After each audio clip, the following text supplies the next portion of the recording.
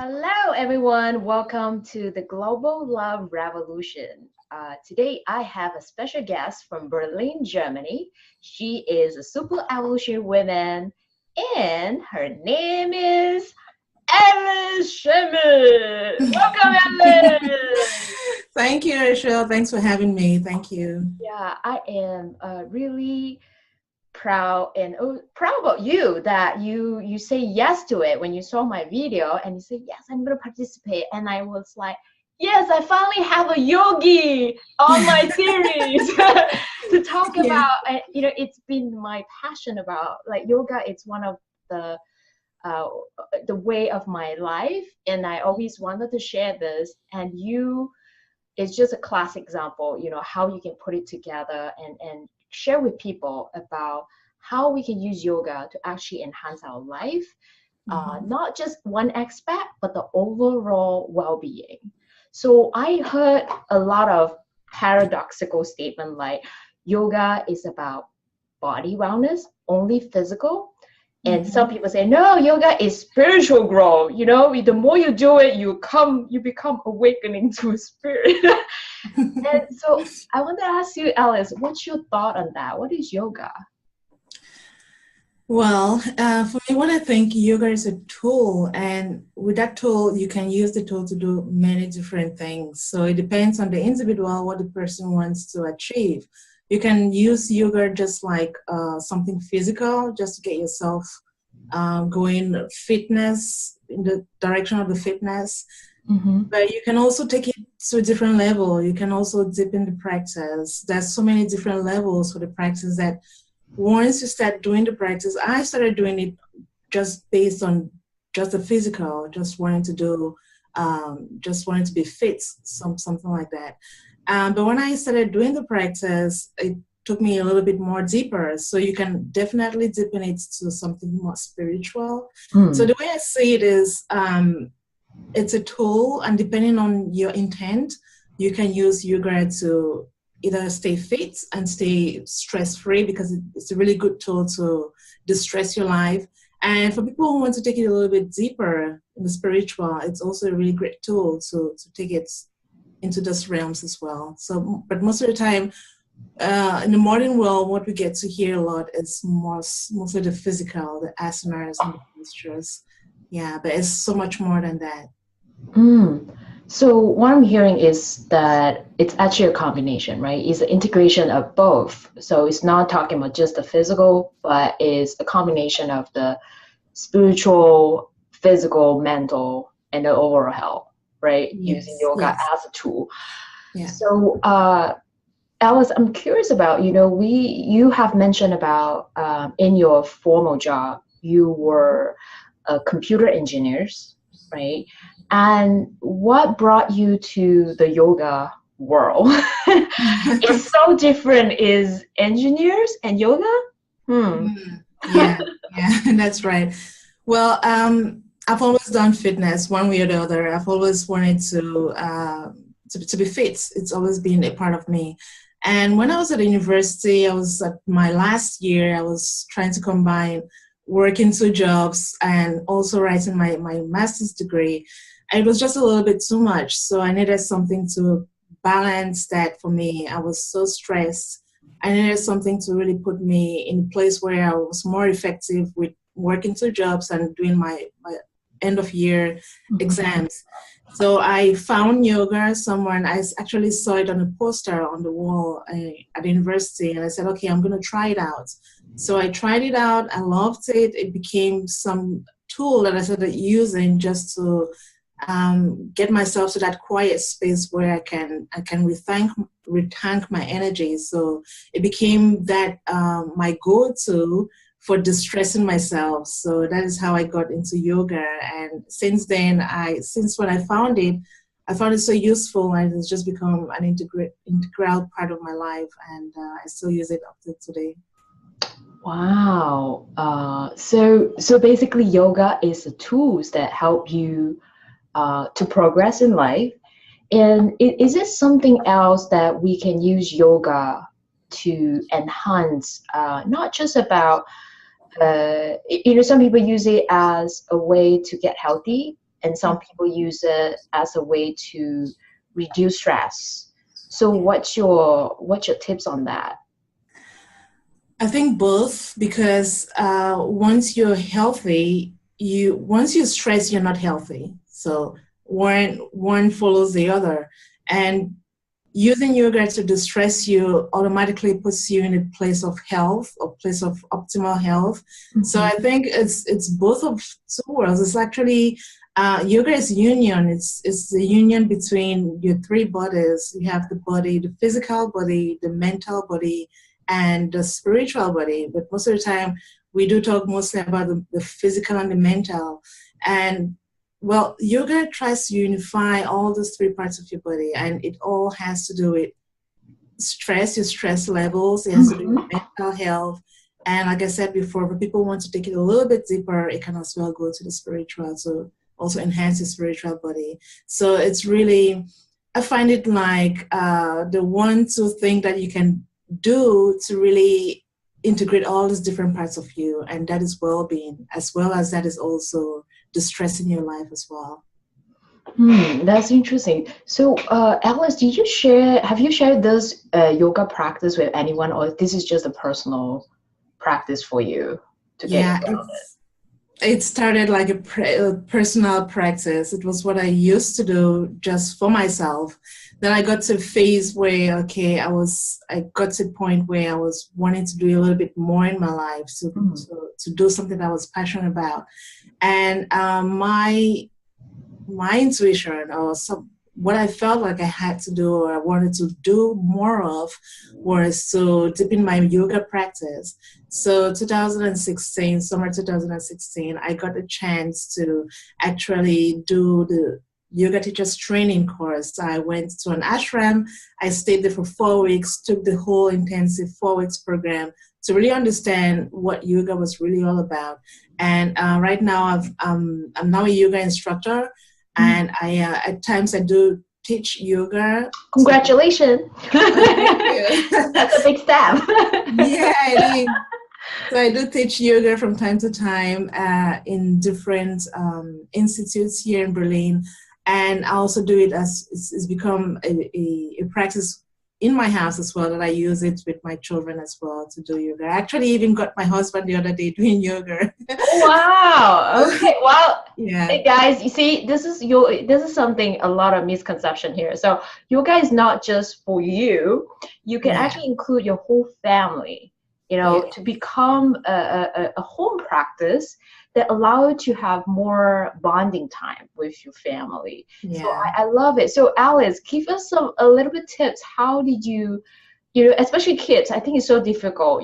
They are running around and so active. How do you educate them and say, okay, let's do yoga now, or let's meditate? I know. First of all, they see me doing it, so they get curious. So when they see me doing it, and I think children are really, they carry a lot of wisdom. They can read us. I believe children read our vibrations a lot. And so when they see me do yoga, they get curious. They want to know what I am doing. They know that, okay, when mommy does yoga or she does her meditation, she's a little bit calm. she's not all over the place. So they definitely picked up the interest there. And my daughter, then I got there are some little cards of the different yoga asanas for kids. So I gave them the cards, and they were so happy to try out the different postures, to try the tree, to try and children naturally are curious, and when they have something that they see and they feel they have fun doing, they just automatically just flow. They go with the flow and they try it out. So what I'm doing with my kids, I'm teaching them how to really especially be self-aware of their own emotions, and to do little breathing practices to calm them down when those emotions are kind of like taking over them, when they're having meltdowns, for example. So I teach them little tricks, and generally it's, like you said, it's a really good bonding time. I do that with my daughter, and She loves it. I love it. I have a feeling of closeness. We feel so connected together. And she teaches me what I actually do it as well in school. She comes back home and say, guess what, mommy? We did yoga today and this is what we do. So we have something to talk about. So it's quite enjoyable to teach them yoga. Yeah. Okay, so let's put aside. Okay, guys, I am going to share with you the video shortly, so you get to experience, how Alice and her kids doing yoga.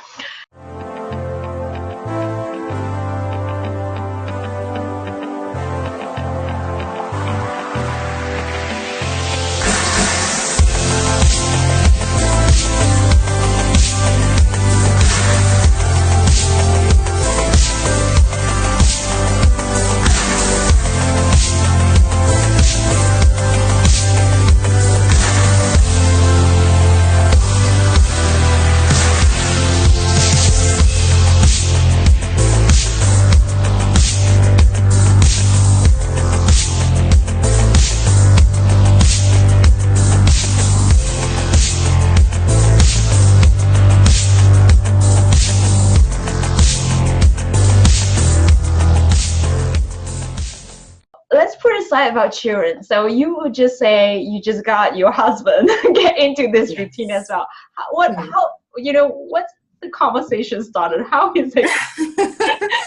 Yeah, the thing is, when someone says it, when someone experiences it, and it kind of like he definitely sees the difference in me when I do yoga as well. And last month I did a 30-day yoga challenge. That 30 days straight I was doing yoga. And that kind of like inspired him to get his fitness, to get himself in shape as well. So he said, okay, he's going to try to run 30 days, but you cannot run continuously. He goes jogging. So on the days where he doesn't run, I say, okay, he goes for biking. I just threw it out to him. How about you join me on the mat and we do some yoga stretches to stretch your muscles a little bit? And he agreed to it. And so that's how he started joining me on the mat as well. He's definitely not finding it funny, but for beginners. But that's a start, and yeah, I'm happy I got him on the mat anyways. Wow. Well, you are a linchpin, like inspire the whole team. And I think that's really good. So did you actually brought this, like what you kind of teach at home and bring it to your classroom with your students? Or is it totally different? It is. It depends. It depends the class that I'm teaching. There's some when I go into the class, I kind of first see people who are in the class because they're elderly people at times. They are younger people, so I kind of like adapt my classes to the people who are in the class. At times, they have particular problems that I like back problems. I cannot do all the postures. I streamline it to what they need at that point. But with kids, it's just having fun and integrating the different postures while you're teaching them. With elder people, you take it easy. You don't stay so long in the poses. It's more dynamic. And there's some people who want to really challenge themselves. You now go through the more advanced asanas, like the headstand and stuff like that. Mm-hmm. Yeah. Oh, okay. That's very interesting. So you kind of have to depend on the ages, right, of the person and the level of their flexibility. Yeah, You have to really tune into what they would need for their bodies. The bodies are going to tell you what they need. You can see someone's body and how the person moves the body, and you know what practice is good for the person, because you don't yoga, and that's the beauty about yoga. Yoga is you start where you are. You don't have to be perfect. You start where you are, and the more you do the yoga, your body gets flexible and you can tweak your body in more postures. So when I am teaching yoga, I first of all try to scan my students' bodies. How are their bodies? How do they move? What is their flexibility grade? And then you teach the class accordingly as well. So, Alice, what's the question that you usually ask your students? Like when they do poses, let's say, did you ask them that, how do you feel about their poses, or it's something, it's kind of like how sometimes if I'm new to the yoga, I would not know about what my body needs. I would tend to do the perfect pose like my teacher. Yeah, You have like that's provoking true. question and ask them and say, "All right, how do you feel?" I went to classes like that. The teacher would say, "How do you feel?" And they were like, "Oh, we feel That is so painful." true. Yeah, yeah. You get people who are just curious about yoga. They've never really done yoga. They just want to test it out. And you have people who are very ambitious. Their bodies are not there yet, but they are very ambitious and they want to do all the poses perfect. And you also have to be careful that they don't overdo it so that they hurt themselves. So what I usually tell my students is you always have to check with your breath. If your breath is strained, that means you're overdoing it. So during the class, I am always constantly bringing back their focus to your breath, because if you're holding your breath, then you're holding that tension as well. But if your breath is smooth and you're breathing through it, that means you're relaxed and your body can handle that. So during the class, I always bring them back to their breathing. How are you breathing? Are you holding your breath? Don't push yourself. Yoga it meets you where you are. So you always remind them that it is not a competition. It's very personal. Yeah, that's the thing about yoga. It's a very personal practice. And as you grow with the practice, that's how you get flexible as well and advance with it as well. Yeah. Wow. That's a lot to learn. That's great. I think yoga is kind of like a lifelong journey, right? It's a lifelong learning process. Yeah. So, Alice, I know in your story, kind of we talk about in your bio, you kind of mentioned about you've been through a period of sadness and depression because you felt like you are not belong where you were, because you actually migrated from another country, right? And how do you cope with that? So what kind of, could you share with us like one practice that you use from yoga that to resolve that, anxiety issues? Yeah. Yoga prepares me actually for meditation. So the more I do my yoga, or what I've noticed with myself is what I notice is when I do yoga, it keeps my focus during my meditation process also. So it helps me in meditating. So meditating has been a tool as well that I've used to really find myself. Like you mentioned the depression and not belonging. I grew up in Cameroon. I moved to Germany when I was 20 years old to start life here in Germany, but that kind of like took me off the rock with my social circle, my family. Everybody was back at home.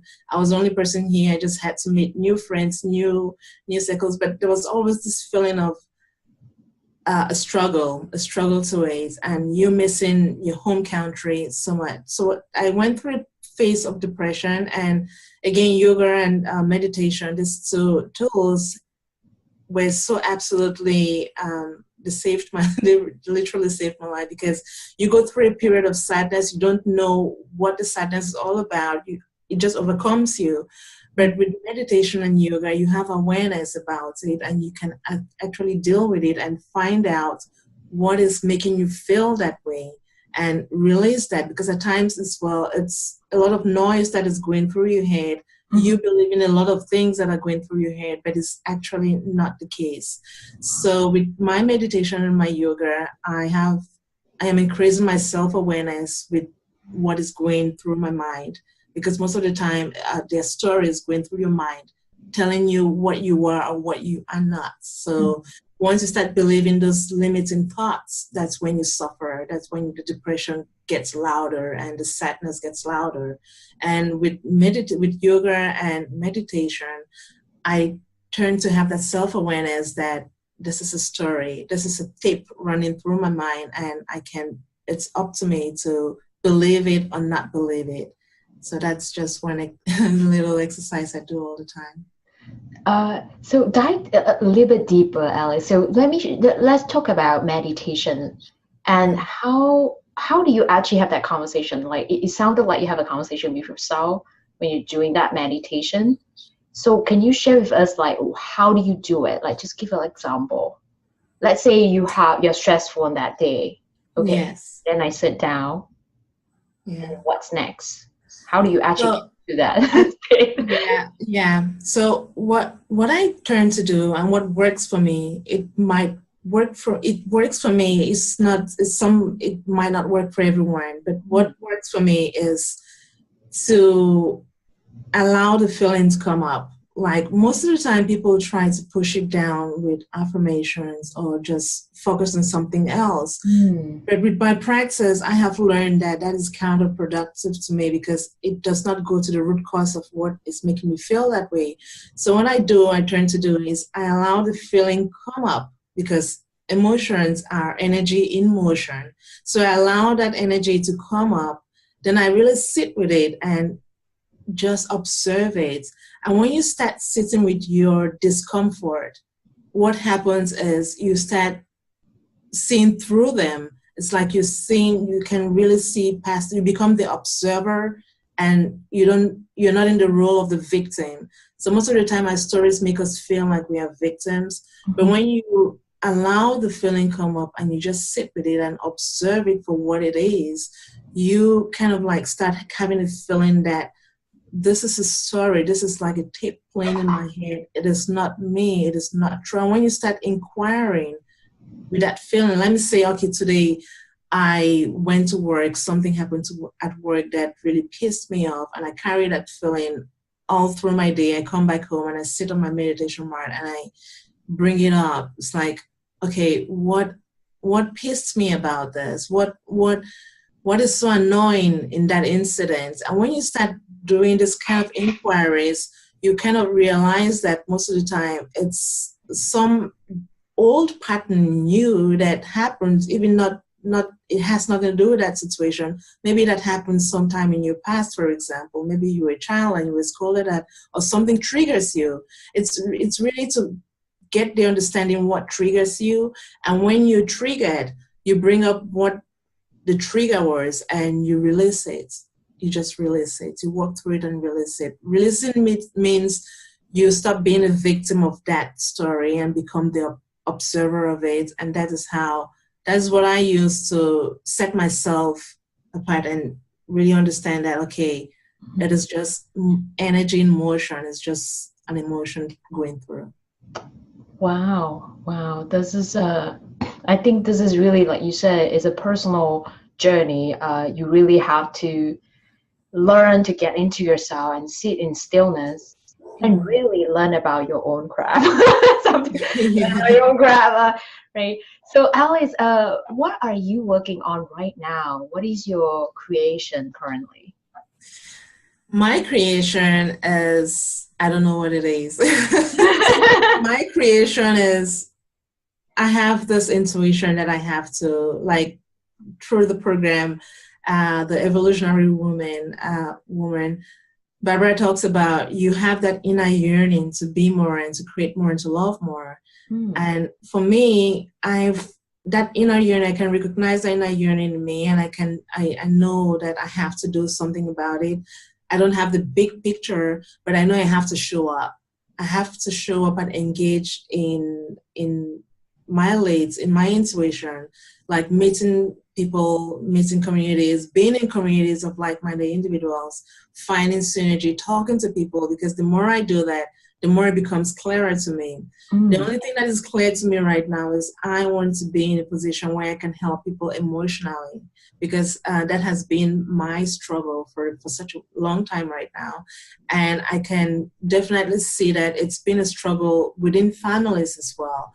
It's a struggle that goes with, it's the big elephant in the room that it's there, but nobody talks about it. So I want to kind of work towards what I'm envisioning for myself is to be in a position where I can help. I can be a facilitator for people to go through their emotional baggage and to release that and to forgive and live their lives, that live a more happy life. So I'm really about people reconnecting to their own inner guidance that comes from within, and to really pick up all that, what is blocking them from really living their full potential, leave it aside, and go for who you really want to become, to really empower yourself. So I'm more about empowering people, motivating people, inspiring people, and reminding them that, hey, what are your dreams? Go for your dreams. And what is stopping you from going for your dreams, to your dreams, and really it's all what is on the path from who you are and who you want to be in the future. So are you using, that's great. So are you using yoga as a way to kind of lead into what you want to share with the world? It sounded for me is that, you know, you are very passionate about yoga and you also love to serve people. You want to empower more and more people to come to understand about their inner guidance, right? Knowing themselves more. So would that be in the right path that you are trying to reconnect with people through yoga? Yeah, yoga is definitely part of it because that has been the tool that I have used or I am using to reconnect to myself.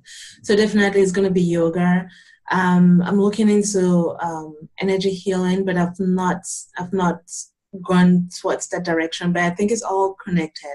So I think yoga, energy healing, health, wellness, it's all interconnected somehow. But definitely where I stand right now is what I have educated myself to for now is yoga. So what if I can say the short-term vision is definitely yoga, but the long-term vision is a combination of all of that: yoga, meditation, wellness, and around that direction. Excellent. So, Alice, if someone want to kind of connect with you, want to know more about you and learn about yoga, do you have a place like maybe you can provide people to come to you? Perhaps email address that people can write you. Yeah. Most of my yoga displays right now are on Instagram. So I'm on Instagram with Our Lifestyle Matters. And I have a web presence as well, www.ourlifestylematters.com. So anyone who's interested can find me there. Okay, great. All right, guys, I will post the link below. If you want to leave some comment for Alice, you know, feel free to write down on the video below and then check out her website and go to her Instagram. Now, one last question, Alice. Yeah. How do you define an evolutionary woman? That's a good one.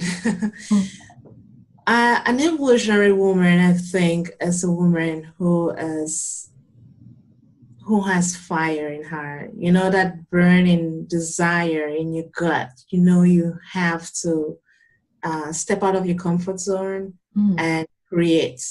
That's an evolutionary woman to me. If you have that inner yearning to be more and to create more and to love more and to express yourself to the world, because as women, we tend to always take the back seat and not be so expressive with our own desires. So an evolutionary woman is, for me, a woman who is self-expressive and who is not just self-expressive, but also living that in her life, in her day-to-day life, and being of service to others with her gifts that she brings into the world. Oh, I love it. That's beautiful. Well, we can actually post a tweet.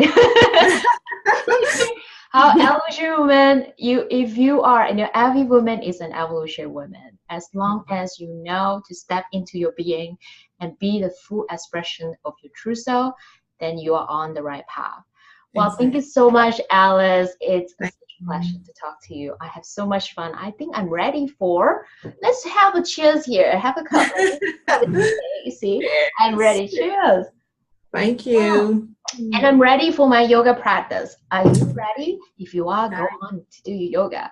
Now, thank you for watching the Global Love Revolution. Remember, love yourself, love others, and do something that matters. Together, we can create this revolution. See you next week. Thank you. Bye.